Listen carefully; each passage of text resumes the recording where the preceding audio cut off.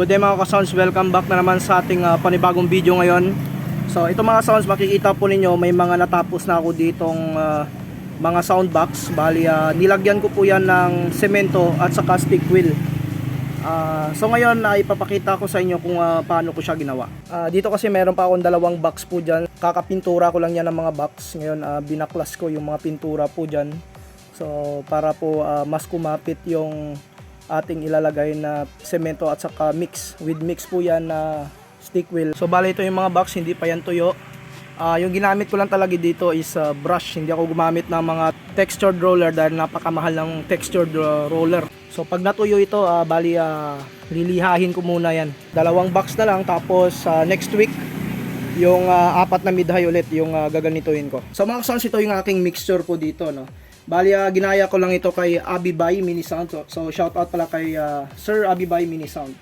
So yung ginamit ko dito is yung 1 kilo na ano po dito na semento. Ayan.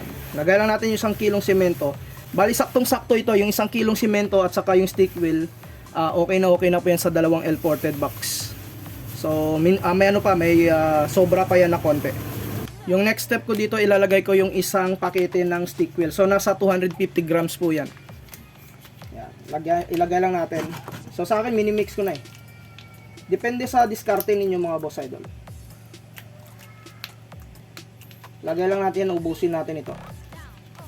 So yan, naubos ko na ilagay yung isang pakete. So pwede kayo magdagdag ng stick wheel pag gusto po ninyong dagdagan. Sa akin kasi magdadagdag pa ako dito para mas marami yung stick wheel.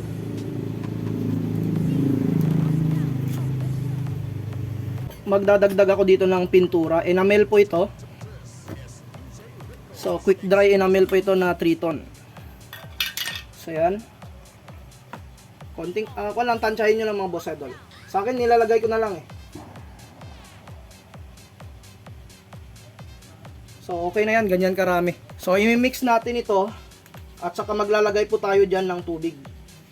So sa paglagay ng tubig dapat dahan-dahan lamang. Yan. At saka take note pala, no, mas maganda sarain po ninyo yung semento kasi para matanggal yung mga bilog-bilog. Sa akin kasi hindi ko na lang siya in-strain sa screen. Bali ito na yung resulta ng ating mixture.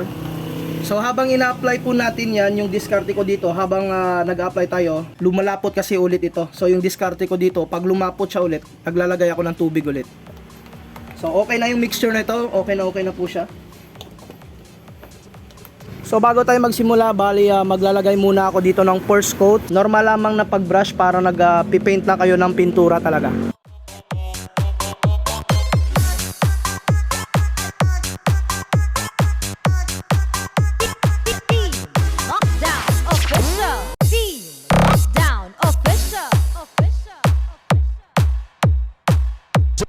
This is DJ Records exclusive.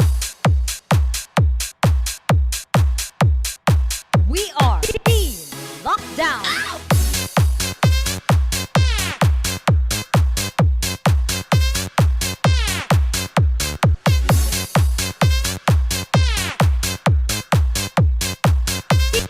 Team Lockdown official.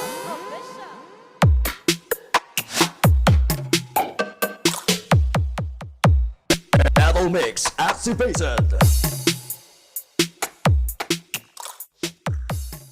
Bali magdadagdag ulit ako dito ng tubig dahil medyo lumapot yung ating timplada. So ito okay ulit yung ating timplada dito. Nagdagdag ako ng konting tubig. So bali ito yung unang apply ko dito sa box. Makikita po ninyo.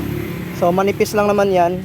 So bali mamaya yung second coat ko dyan is yung idadat na natin dito yung yung brush para magkaroon na po siya ng texture. So ito yung gagawin natin para magmukha siyang textured.